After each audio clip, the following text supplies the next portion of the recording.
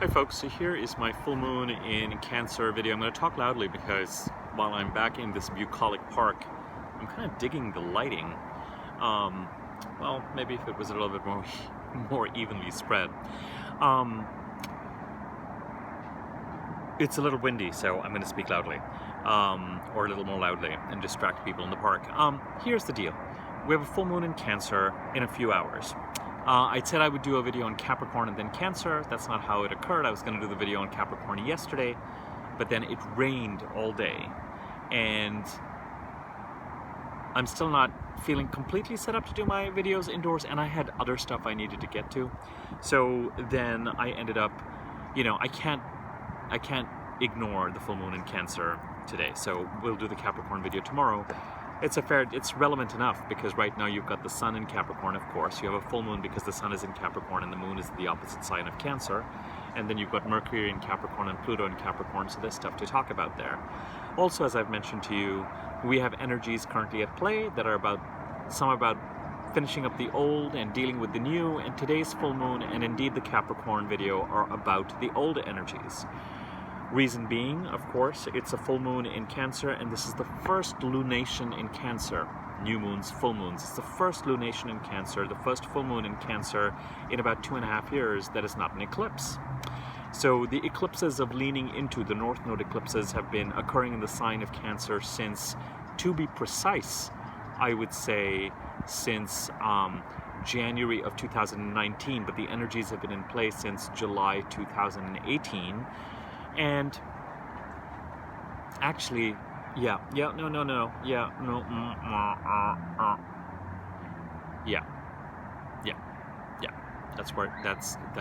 fair. Sorry, I was doing calendar work. That's why I sounded like a robot or a computer that was having some issues. I was sorry. Hi whiz. I was trying to do some calculations in my mind and turning myself into some sort of a calendar software thing, but so I started making beeping sounds like R2-D2. And now I'm cracking myself up. So we talked about how with the new set of eclipses that are in play, and Jupiter and Saturn now being in Aquarius after the December 21st grand conjunction, and all this talk about a new set of energies, we talked about how till the middle of February we're still dealing with the old. And this full moon is the first normal lunation after 2 eclipses, and it's in the sign of Cancer. And I would really not be surprised if themes that have been actively part of our evolution, your evolution, since this is a general reading for individuals, your evolution, have come back around in a way that feel genuinely in some ways pressure-filled or asking for culmination.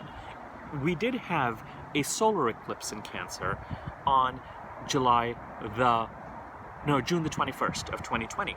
And we haven't had a corresponding lunar eclipse in Cancer, but we are getting this full moon. And so it's as if the Cancerian energies are like,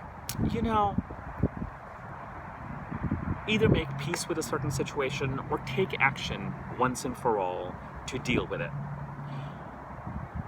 If you know where Cancer sits in your chart, if you know what energies have been challenging you and asking you to lean into them and build skills and tackle them and avail of opportunities there, very much that's what this is about.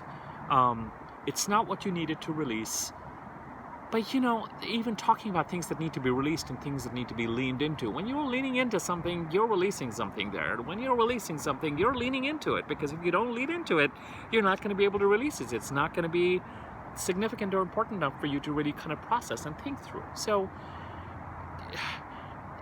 I don't have the right word for it, but the eclipses of leaning into are really about the fact that our path of development, our path of growth, has been where the sign of Cancer is.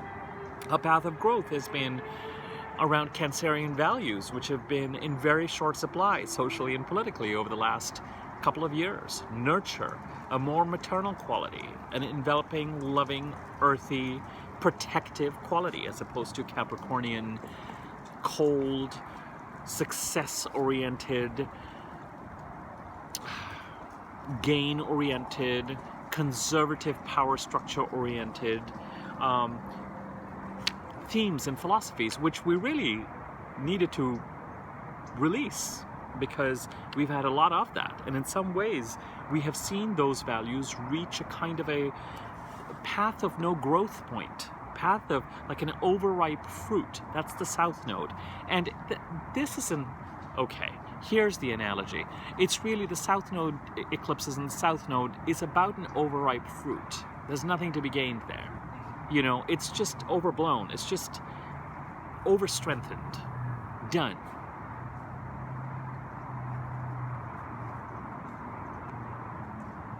We've outworn its purpose, outstayed its welcome. Well, not outstayed its welcome, because we're holding on to it. And then the North Node eclipses, like the ones in Cancer, are like an unripe fruit that we are meant to ripen, because that's where the growth and the perfume and the taste and the savoring and the reward lies. Now, I can tell you a lot of this energy depends on where Cancer sits in your chart, because if it's sitting in a part of your chart that's kind of bleak and that's kind of hard and that's kind of rough and tough, then it's going to feel like a fight. But a fight that you need to fight, because you gotta improve your archery skills, or your sword fighting skills, or your defending yourself skills, or your... And for some people for whom this is in a more positive space, you know, it's about availing of opportunities and leaning into opportunities that give you a sense of where it is that you might be able to grow. So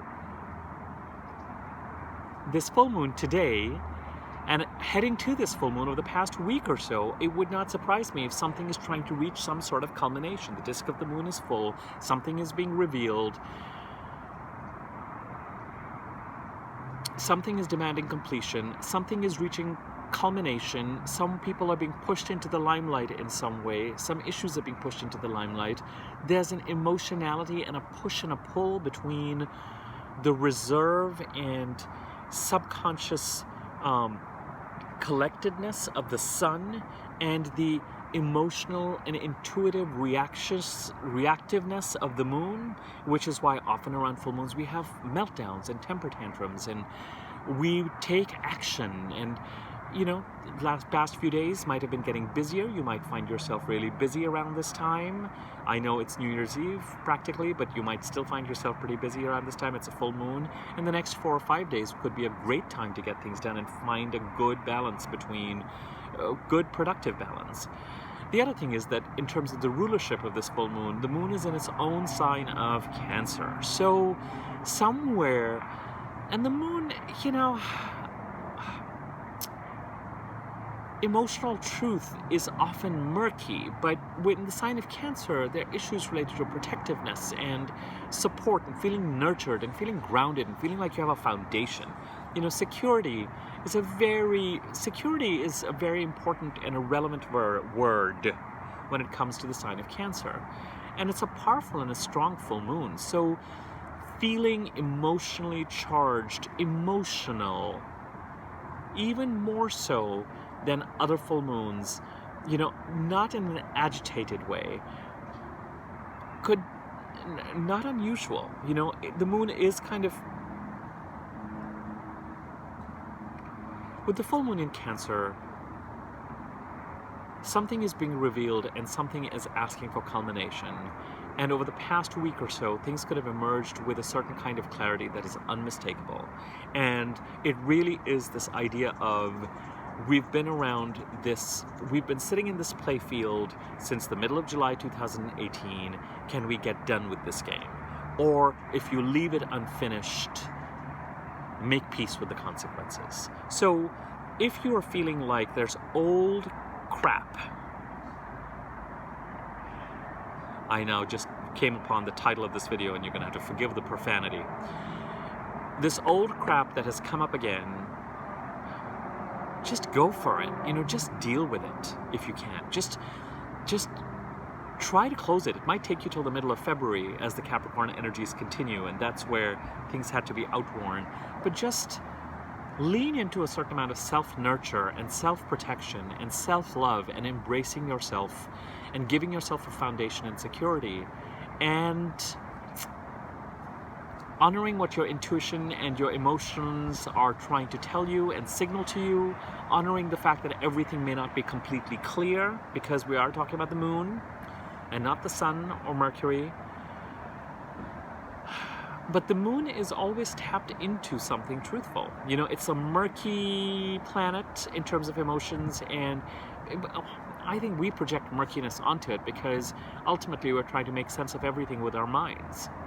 But the moon is already sitting on something truthful, kind of sloshing around uncomfortably when there's something to slosh around about. So if you're sloshing around about something uncomfortably that thematically has been going on for 2.5 years, this is the first full moon after the eclipses, you know, just be like, all right, enough already. We're putting this to bed. And put it to bed. And if you don't do it today, the next 2.5 hours, because you're going to see this video maybe even after the full moon, you know, shame on me. It doesn't have to be immediate, but start the process. Something could be reaching some sort of culmination. You might be just like, not so fast. Or if you feel like something has happened that needs a light shown on it, and there's nothing you could do about it prior to it, shine a light on it now. And be like, naughty, naughty. Now, for some people, this could be a culmination. For some people, it could be a conclusion. For some people, it could be a protective, nurturing understanding of something that they have been feeling, where they feel like they get the validation and they know it. But it's an internal knowing. And with internal knowing, the mind always starts to go into, should I do this? Or shall I do this? Or it's like, what do you know? You may not be 100% accurate. You may not have it all figured out. But what do you know, and what do you feel requires some sort of action, and requires a set of actions to be done, and muscles to be built, and things to be strengthened, and what is it that needs to be completed? And it's in a direction of where does the fruit needs to ripen. It's a set of, the only things that could be holding you back are fear, because you don't know how to do it, because it's a set of skills that have not been developed, or resistance, because it's going to take effort, because it's going to feel risky, because it's going to feel unusual, it's going to feel not like you. The south node, the overripe fruit, is going to feel a whole lot like you, but the north node feels like instinctively right what we need to do, but we hesitate to do it and can't, and we go into, and these are, you know, there are 12 houses in a chart, so everyone's going to be feeling it in one of 12 places. And so everyone's experience of it is going to be different. And what feels difficult for one person, other people might be like, if this is what you're dealing with, this is what I would do. Bam, bam, bam. And you're just like, why is it so hard for me? Well, it's hard for you because it's a set of skills to be developed. The other aspects around this full moon, at the time of this full moon, there are 2 sextiles, 2 positive ones, but I'm going to ignore them. I'm not a big fan of sextiles. I just think they just kind of, how many aspects do you need to look at, really, to know what's going on? But there are 3 sets of squares, 3 challenges, so it's a dynamic full moon. It's a full moon. It's an ants in your pants full moon. If you're feeling like it's New Year's Eve practically and you're going to sit down and put your feet up, especially around this full moon today, good for you. I don't know how you're doing it. Because the energies are, with squares, as I've described them, it's a 90-degree angle. It's like interlocking energies that require something to break it through. Now, it's a different set of squares than the ones that we've been used to. One old, and one new, and one kind of regular. The old one, of course, but all tinged with a newness. The most important of these squares is Venus conjuncting the South Node square Neptune. All right, something financial, something relationship-wise, something related to values, your values, ready to be released. There could be theft, there could be deception, there could be loss. There's something, but at the same, again, it's this energy of, it's an angsty energy around. With Neptune and Pisces, we've dealt with this for a while. It's a powerful placement for Neptune, and there are lessons there around sharing and letting them go and putting them back out into the collective and letting them out into the ether and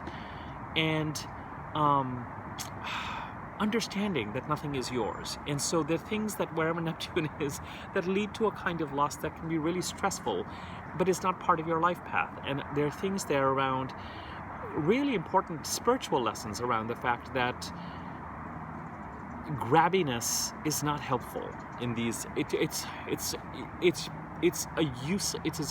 a pointless spending of energy. And when Venus squares Neptune in Sagittarius, somewhere this independence.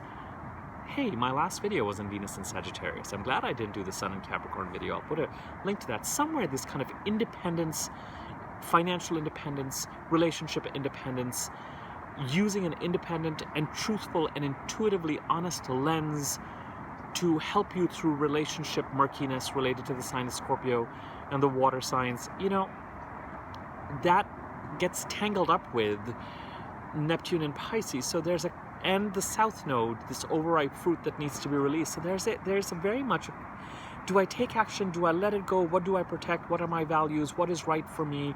Who am I as an individual? Somewhere that debate is on.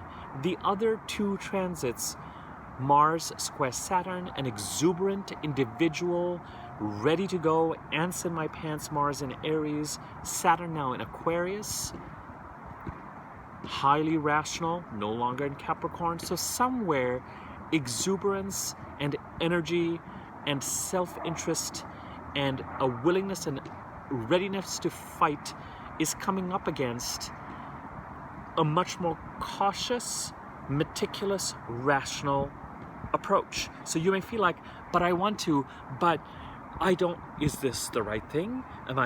Do I need to measure this more? Do I need to think about this more? But I'm ready to go. But, and Saturn's like, what is the right thing to do? What makes intellectual sense? And the energy's like, I want to go. And then the third of the squares is Jupiter square Uranus, setting us up for the Saturn square Uranus. That's going to be such a big theme in 2021. You know, again, exuberance. You know, Uranus and Taurus uncomfortably trying to liberate us out of our stupor.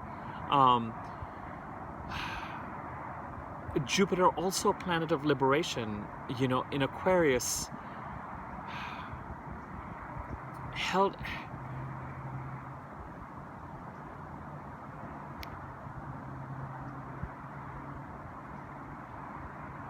With all three of these squares, I'll finish my thought about Jupiter and Aquarius. There was something else that was just coming to me. With all three of these squares, the common theme that is being shared is really, it is exuberance versus rationality. It is, strangely enough, it is unconventional. Here's why I paused. It's unconventionality versus conventionality. That is the phrase I was looking for. And it's very strange that an unconventional planet, Uranus, should be in a conventional sign like Taurus, and conventional planet like Saturn should be in an unconventional but highly rational sign that it rules, Aquarius. But Jupiter also an unconventional planet in an unconventional sign. So liberation from conventions, releasing things and letting them go that are truly no longer right for you, releasing something about what you value in certain relationships or relationship patterns and dynamics and financial situations.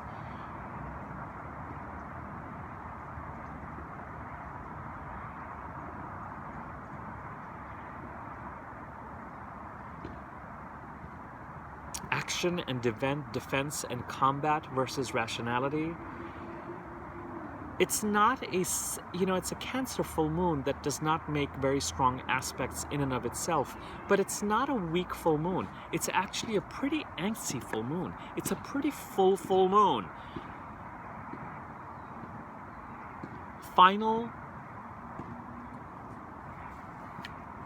As far as I'm concerned, final lunation, even though it's not an eclipse. I was going to say, I introduced it as the first full moon, first lunation in Cancer that is not an eclipse. I'm going to call this the final lunation in Cancer as part of the 2018 to 2020 eclipse cycle. And it does have a crap or get off the pot quality. Okay? That it absolutely does. And the aspects that are created around it are challenging us to take action to blow something apart. Oh, God. Sorry, that's such a terrible thing to say in the light of some of the stuff that we've dealt with in Nashville. I'm going to try and I'm so sorry for that metaphor. I was immediately disgusted by my language and the image that conjured up.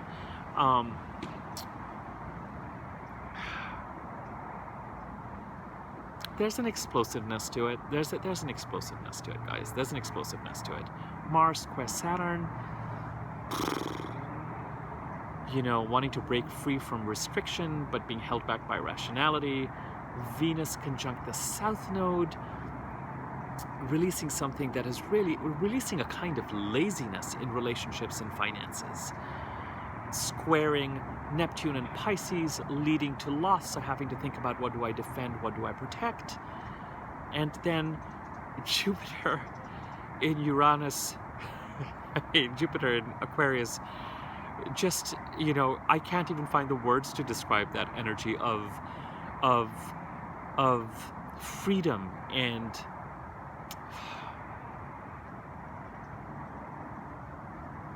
you know, it's such an oxymoron, but it's almost like the unconventional is the rational, you know, with Jupiter in Aquarius. The unconventional is the rational. The truthful is not always the conventional, even though the conventional is seemingly built on a set of stories called the truth with a capital T. So ultimately, this kind of Venus and Sagittarius theme that we introduced in the last video continues with this full moon, with regard to who am I and what is right for me and what do I want to protect? What do I need to protect? What skills do I still need to grow and finish growing? I would say, you know I'm saying crap, I'll get off the pot. I would say crap. It's healthier for you. I would say take the steps and take the action, and it'll be built on a certain amount of murkiness. But you'll be exercising muscles that are weak and need to be exercised. And it will help you put certain things to bed. And it'll make you feel like it's done and I'm ready to go. And I can flush this. Wow, what a set of analogies. Flush, put on my clothes, walk out of the loo, be done. I have to cut my nails. I just noticed one of my nails. God.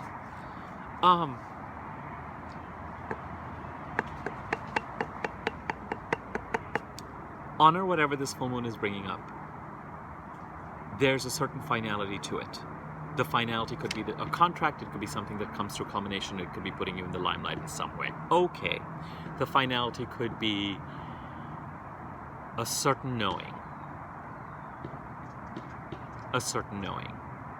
And a feeling that certain actions have to be taken as a result of that knowing, to be able to put a certain set of feelings and emotions behind you that have demanded action and growth since the middle of 2018. Okay. I said crap or crap will get off the pot. I would say crap. I would say take the actions. I would say lean into the actions and see what happens till the middle of February as we finish up old patterns till the middle of February. And underpinning all this, the transits that are magnified are really about our values. Our values. What are your values? What are your values? What relationship to your values is now done and overripe and needs to be discarded? And as a result of which, what is it that needs to be protected? It is a protective full moon that requires a certain amount of action and combat. And yes, there could very well be a fight between exuberance and rationality. But, maybe the way to marry exuberance and rationality, or energy and a combat energy and rationality, is to engage in action, but from a place of a kind of centered truthfulness, so you don't have to go into it with a fighting energy as much as you could go into it with, I just want to check in on something, and I just want to make sure that all of this is adding up. It's less threatening, you're still taking the action, you're still questioning what needs to be questioned.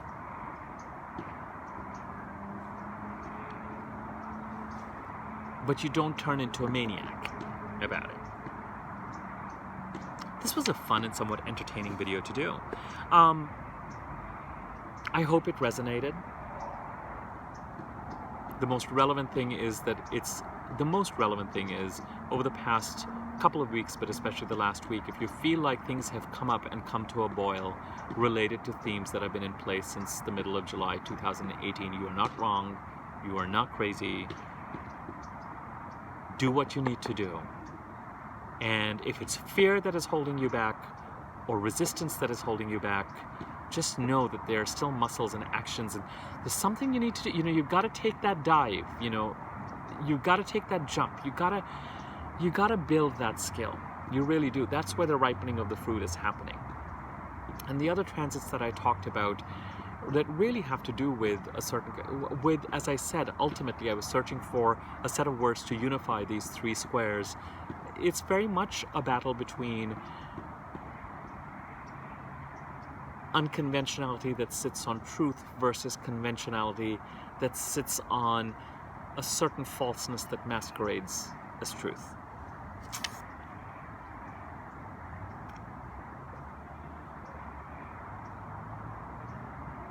Yep. Okay. If you like this video, found it useful, share it. Tell your friends about it, people you know, strangers.